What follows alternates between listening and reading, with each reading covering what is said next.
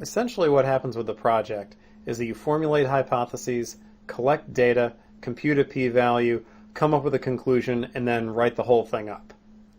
Most people are going to have quantitative data, so you would think probably going to be a test for a single mean or a difference of means, but not necessarily. If you have quantitative data but your constant term is a median, that actually turns into a test for a single proportion. But then again, if what your topic is something that lends itself to qualitative or categorical data instead, then that's going to be something that has to do with a proportion or difference of proportions. As far as the number of people goes, since this is an online class, I'm assuming that just about everyone is going to do this by themselves. But you don't have to, and there are a couple of scenarios where I figured people might end up working together, and that's fine. However, if you do the project with one other person or with two other people, everybody will get the same grade. As far as the topic is concerned, like it says there, it can be whatever you want it to be, but try to keep it simple. Try to come up with something where when you write the hypotheses out, they don't require a ton of qualifiers. If the hypotheses themselves look pretty simple, that's generally a good thing, because if those look complex, they tend to kind of make everything else complex too. I stuck in there that things you can buy online tend to be straightforward. That's generally the case. Housing especially tends to be straightforward because there are filters that you can apply that will make the data collection really simple. But really, whatever you want to do that, because if it's something that you want to do, that's going to effectively make it easier and make it go faster. With the data collection, you can use a survey, although I anticipate that most people will just collect data from somewhere, which would effectively be an observational study. So just collecting it from some other website, probably through some kind of a search, that's totally fine. If you think you have enough time to set up a survey and that's really the thing that you want to do, you can do that. There's nothing wrong with that, but I'm assuming most people are going to have observational studies. The other part of that, in that first paragraph, you don't have to have a random sample. As long as you come up with something that looks reasonable, that looks like it's fairly representative, even if it's not perfect, that's okay. Don't get hung up on having a random sample. In real life, that's typically very difficult to pull off. However, whatever your topic ends up being, make sure it's something where the idea of inference actually makes sense. So if it's a scenario where data for the entire population is readily accessible, then the idea of inference doesn't necessarily make a whole lot of sense. If the population mean is just sitting there at the bottom of some table or something like that. And like I said in the parentheses, for a lot of sports-related stuff, that's what happens. If you want to do something sports-related, you can, but you just have to be a little bit creative to kind of get around that. The third thing, most people are going to have quantitative data. That part I already said. The last paragraph, that there's no sample size requirement. There's no sample size requirement for using a randomization distribution, so I didn't think there should be one for a project that incorporates the randomization distribution, but there is a shape that you're supposed to end up with. If your randomization distribution's obviously skewed, so heavily left skewed or heavily right skewed, you really shouldn't be using it, or if it has multiple peaks with big gaps in between. So just like at the end of chapter 4. That's the kind of stuff you don't want to see. Usually the numbers that are here are big enough to get around that. So if you have a one sample test and your sample size is at least 40, automatically this part you don't have to worry about. Or if you have a two sample test and both of your samples are at least 25, this part you don't have to worry about. And even if your sample size or sample sizes are a little small, a lot of times that's going to be fine. And you'll see in the examples that I have in the other videos that can be okay. There's one where the sample size is 20 and the other one I think is 30, and they're one sample tests and the shape looks fine. And if that happens, there is nothing wrong with that at all. The 40 and the 25 essentially functions as a safeguard.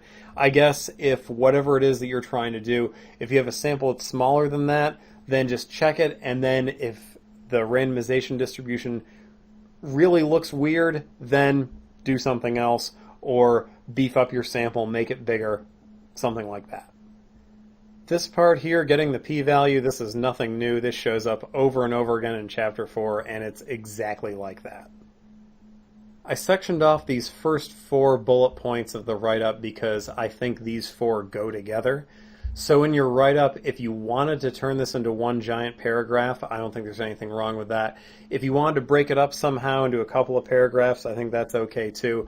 But that's why I sectioned these four off, because I kind of view them as being of a piece. So the first thing, a description of your topic, it's just whatever that happens to be. And you can see in my examples, one of them is about Gala apples, where there the topic is the weights of Gala apples at Kroger, or more specifically, the average weight of Gala apples at Kroger compared to a value found on a website.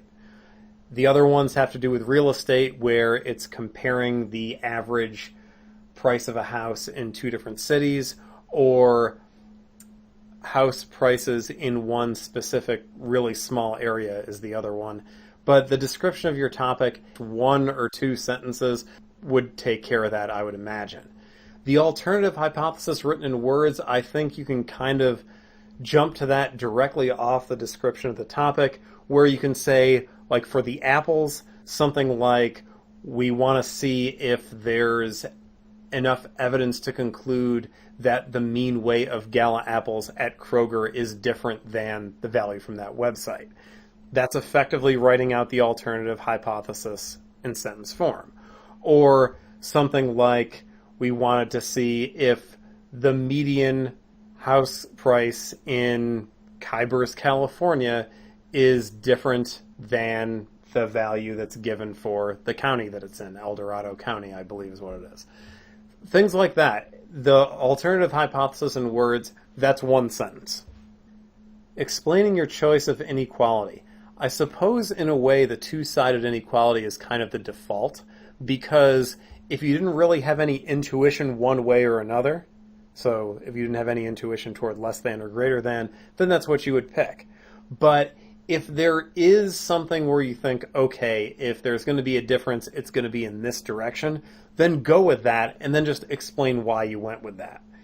There are going to be scenarios where there is one correct inequality, and that's what that asterisk is about. And then the part that follows the asterisk below, where if it's the same type of vehicle in the same location, and then it's a newer version versus an older version, then you would expect the newer version to be more expensive. That one is just sort of a common sense thing. That isn't really anything having to do with statistics. That's one where you just think, well, yeah, the newer it is, the more you'd expect to have to pay for it generally. So then that's the one-sided inequality that you would go with, and that's the one that makes the most sense there. In that particular case, there is a correct inequality, and it's that one. Depending on what you've got, maybe that's not the case. Maybe there are going to be cases where you can justify having a two-sided alternative, but you could also justify a one-sided alternative, and then just make sure that you do it. Just say, well, we went with the two-sided alternative because it was just 2 locations and there wasn't a whole lot of other information to go on, so there wasn't any intuition one way or the other. Or maybe it's something like, well, it's 2 locations, but one is close to the ocean and the other one is in the middle of nowhere. So then you expect close to the ocean to generally be more expensive, and so we're going to go with that one-sided alternative. That sort of thing is fine, and that's perfectly logical, and that seems like a reasonable thing to do. The last item in this part, explaining a constant term if you have one. If you have a test for a difference of means or a difference of proportions, you don't have to worry about this, because you just have 2 groups and your hypotheses won't have a constant term in them, so there's no constant term to explain. However, if you do have a test for a single mean or a single proportion, you're going to have a constant term in there. If you use cars, this part is a little bit tougher to write out. Maybe tougher isn't the best word. It's a little bit longer to write out. That might be the best word. Because if you're going to get a constant term for comparison, it's probably going to come from either the Kelley Blue Book or the NADA, and you'll have to put in a few values in order to get one. Things like mileage, when you have to explain where you came up with that mileage, like was it just the 12 or 13,000 typical driver per year number multiplied by the number of years old that the vehicle is, or was it maybe the mean from your sample? if when you took your sample, not only did you record the prices, but you also recorded the mileage and you used that.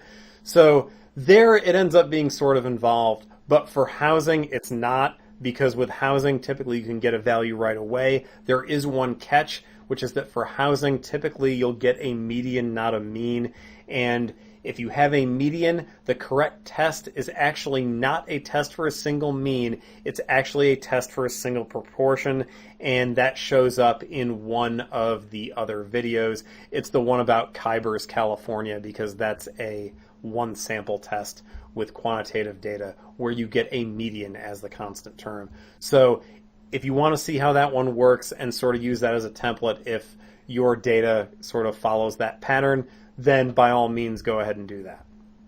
I section the next 4 points off as sort of being of a piece as well, but now that I'm looking at this, I kind of view it as that those last 3 definitely go together, and that first one could be broken off if you wanted to.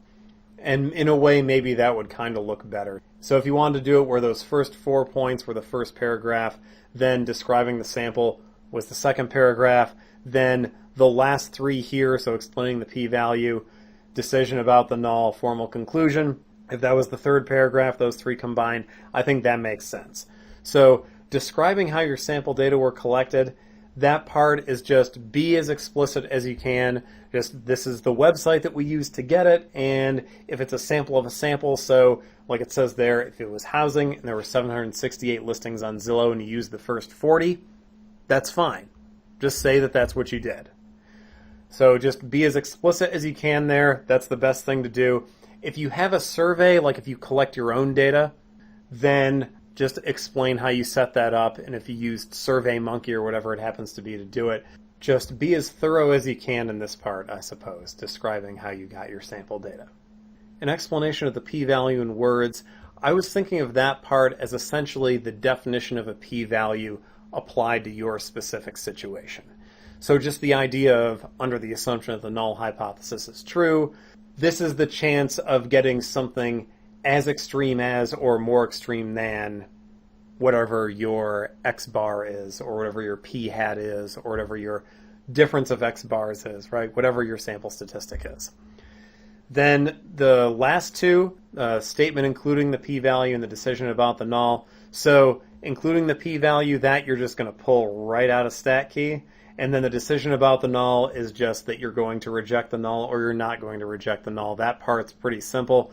Then the formal conclusion, I guess that part, basically, it's just that if you do reject the null, the formal conclusion is that you have sufficient evidence to conclude whatever's in the alternative. Then if you don't reject the null, then you have insufficient evidence to conclude whatever's in the alternative. That's really all that part is. This last part, any reservations or limitations related to the conclusion based on the way that you got your sample, you're probably going to have something here unless you have a random sample. If you have a random sample, then you can say, okay, well, what we have should generalize to the population. But almost nobody is going to. So you should have something here.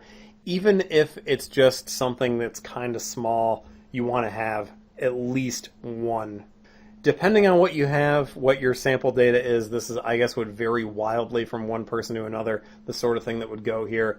And this is really more of a thing that you can handle on a case-by-case basis better than you can generally. So I'll stick this part into the specific examples. I think it'll make more sense that way. Things to include after the write-up. I guess the way that I thought about this in my mind was that the write-up is the first page, and then this is the second page. The first thing, writing out the null and alternative hypotheses and symbols. If you're going to do that in Word, the easiest way to do it is just to insert an equation, and then you're going to need some subscripts, and then maybe you're going to need a mu or 2. So you just want to go to Insert Equation, and then this script thing right here, that'll give you the subscript, and that's how you get something like an H sub 0 for null hypothesis. And let's say, I'll just do the easy one.